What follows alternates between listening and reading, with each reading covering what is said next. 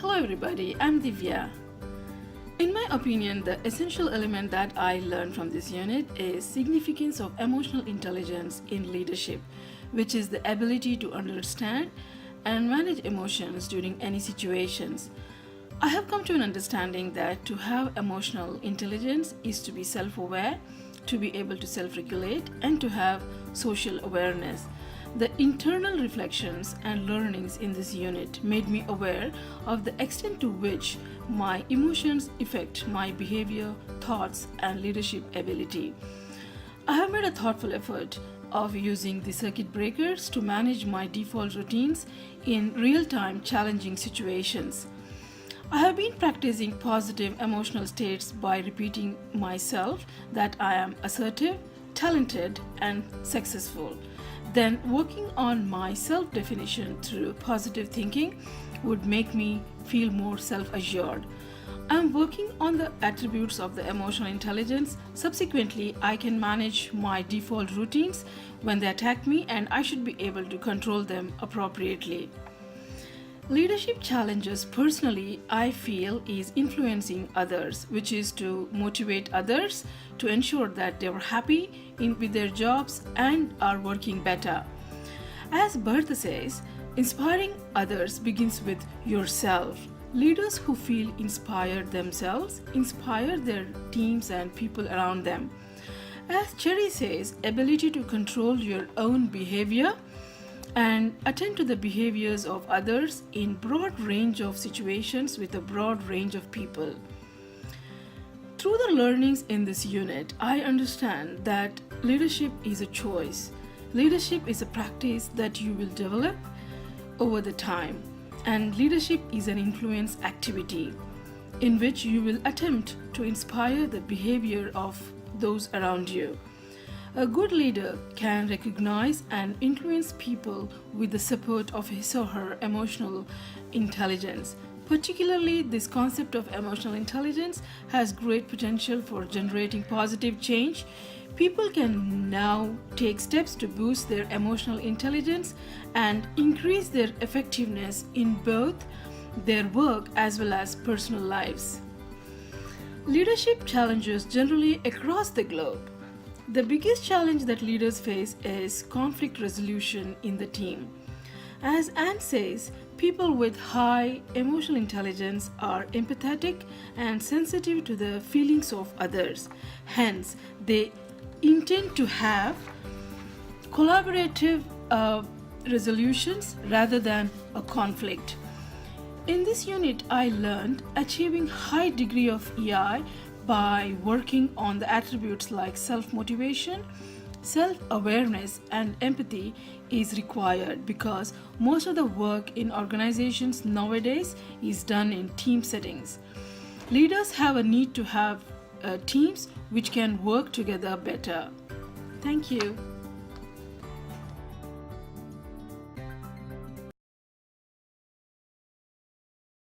One of the important areas that I have learned about leading in this unit is leadership for conflict resolution in team context. Leadership is a complex process with many aspects in which influence is critical. Leadership can be tested in conflict situations as they may happen at any time. Edmondson 2012 says, when teaming across diverse culture, priority, and values, conflicts are common. According to Thomas and Kingman 2015, conflict situations are those in which the concept of two or more people appear to be incompatible. Our response can be collaborating, compromising, accommodating, avoiding, or committing. My response in conflict could be assertive, attempt to certify my concept, but I have an option to choose a better approach, cooperating, attempt to certify concept of the others. How to attain the other expectation and also involve order into my plans. Sounds simple but require many skills in emotional, personal, and social intelligence. Leadership is a two-way interaction. I should pay more attention to others' feelings and personality, their intention and expectation. Lead teams are about personality, not just skill. Winsboro 2017. I need to manage my emotion better, act on the team behalf, not just based on what I prefer to do or not to do.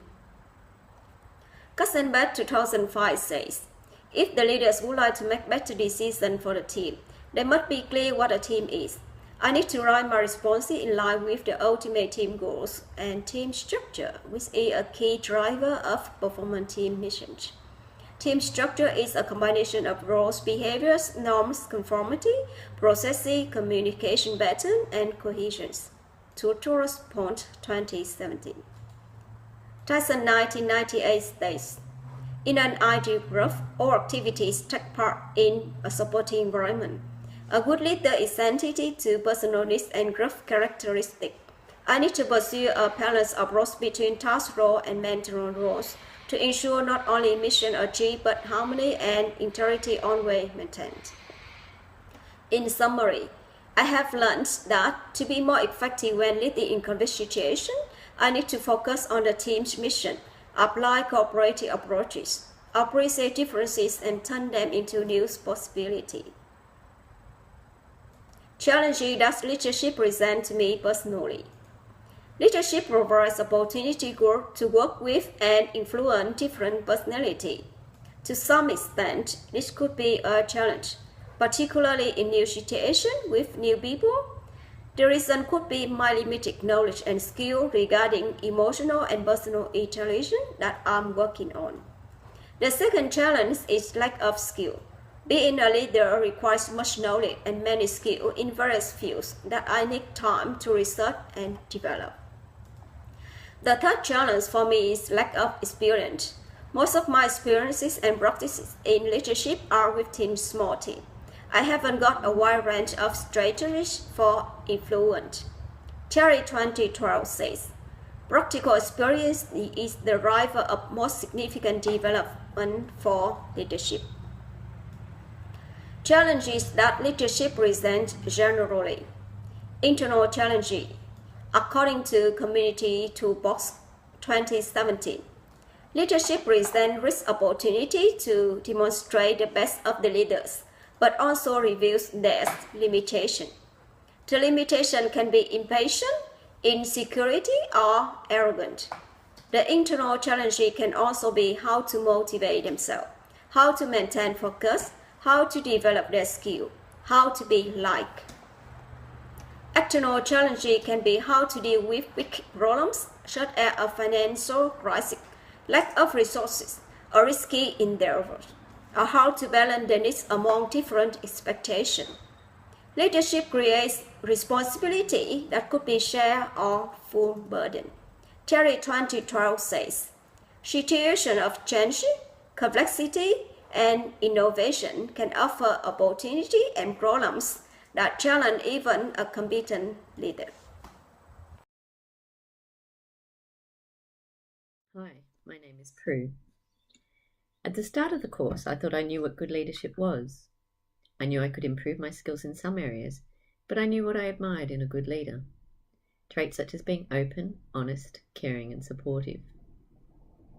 I now realize this is just the tip of the iceberg, and effective leadership goes much deeper than this.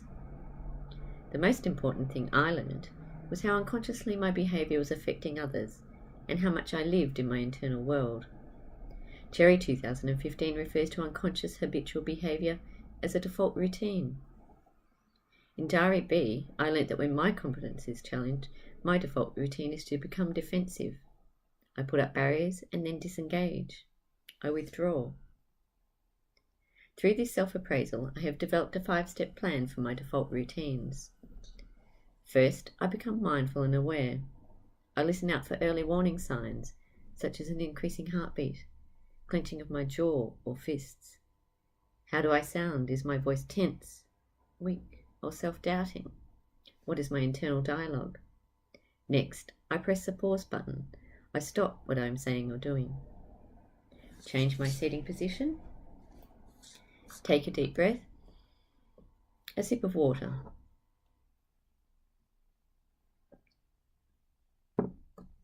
Fraser 2012 calls this the third space, that moment when you just stop and refocus.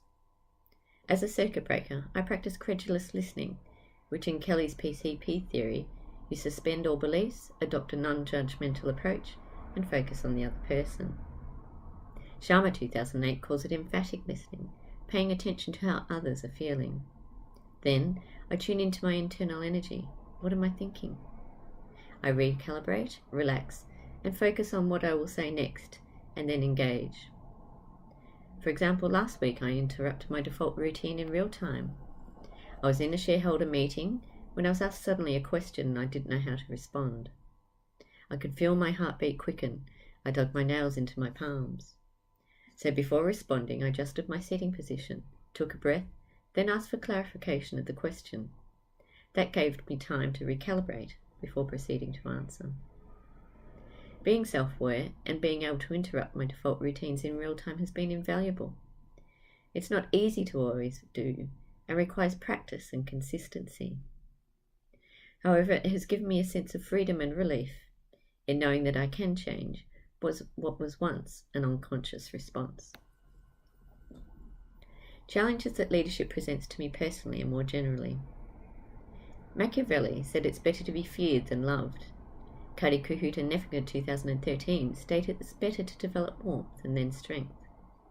Others say a good leader is one who is highly influential and assertive, which made me question, have I got the qualities to be a good leader? My assertiveness profile shows I score extremely high for passivity and low for assertiveness. My Jung typology tells me I'm an introvert. I prefer to listen than to talk. My mini experiment highlighted that I feel uncomfortable in new groups. My voice becomes weak. How many good leaders do you know who can't speak up? How can I influence people if I'm not comfortable in myself? What I've since realised is that the power of influence is firstly about taking responsibility for my own actions and behaviour. To influence someone else's, I must first change my own. This is a challenge not only to myself, but a challenge that leadership presents more generally. Through internal reflection and learning, use of action plans, practicing being out of our comfort zone, living up to the challenges in our drive to become better leaders. It's not necessarily knowing all the answers, but being able to self-regulate, being mindful of others and how our behaviour can affect them. Learning to use our body language in a positive way, and learning how to control self-talk and tune into those around us. Leadership is about dealing with different personalities in different scenarios and trying to influence as various group dynamics play out. There is no one set rule to follow. It's being able to learn, adapt, and influence in real time and over time that makes leadership challenging. Thank you. Joshua Strutt, introducing Assignment 3, Individual Presentation. I've personally learned a lot in the last 3 months by completing this course in leading. The most important aspect from my learning that resonates with my current situation is the matters revolving around conflict and its management. I've come to understand more about myself, my conflicts, and my triggers through learning, experimentation, and reflection. I've come to understand that my underlying introversion tendencies, which were outlined by completing a Jung personality profile from Humanetrics, is the biggest instigator of my personal conflicts and reactions in my leadership role. So much to the point that I've even come to understand that a trigger of mine is people simply hovering in my office. I read something in the first couple of weeks that really stood out to me. It begins with the central idea that leadership is a process of influencing what sort of human effort and energy is present and how it is used and replenished. Cherry 2012. This personally stood out to me, and as I reflected on this further, I remembered thinking about how much breath I'm wasting, just breathing life into something that's dead. And as a turning point, the more I thought about harnessing this personal energy, the more I realized that I was wasting so much emotional energy on a subject that only caused me anxiety and kept me awake at night. I needed to combat this to get the most out of myself and inevitably my team. I had to learn and understand how to control these emotions and reactions and harness my energy in ways that would benefit me instead of tiring me out, and this learning had to come from conflict management. Through active experimentation and reflection on this, I've come to understand that my default routines, i.e. the source of my energy redirection, is triggered essentially by a challenge to my introverted nature. I've discovered through the completion of a Thomas Kilmann conflict management model that I prefer a collaboration strategy of conflict management. and this has helped me to understand the natural path that I will take when put under situations of pressure. I've also learned about the underlying and understanding and adaptation of myself to other personalities and behavioural profiles via the DISC model, as completed through Resources Unlimited. This highlighted my analytical thirst for knowledge. Until then, I really didn't understand why some aspects would just stick like glue, but some would be like reading another language.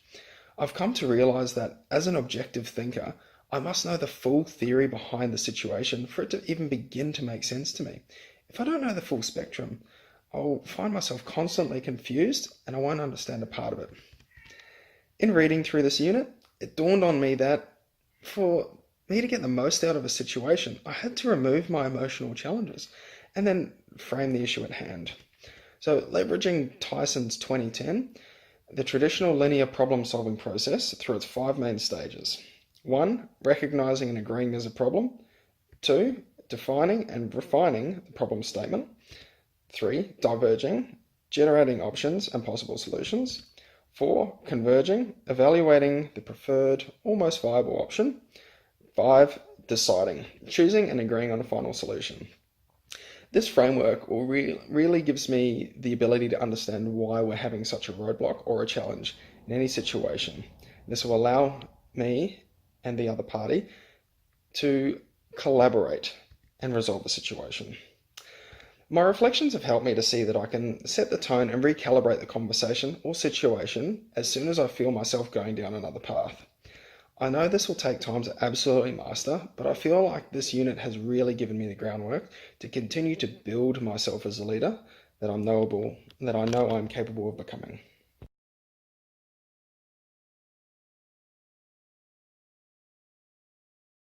Hello everyone. Today the team of Dazzling Stars would like to present the important insights we've learned in this unit leading. To complete this video, we shared ideas, collaborated and provided feedback via email, WhatsApp and conference calls. I'll be addressing questions 1 and 2.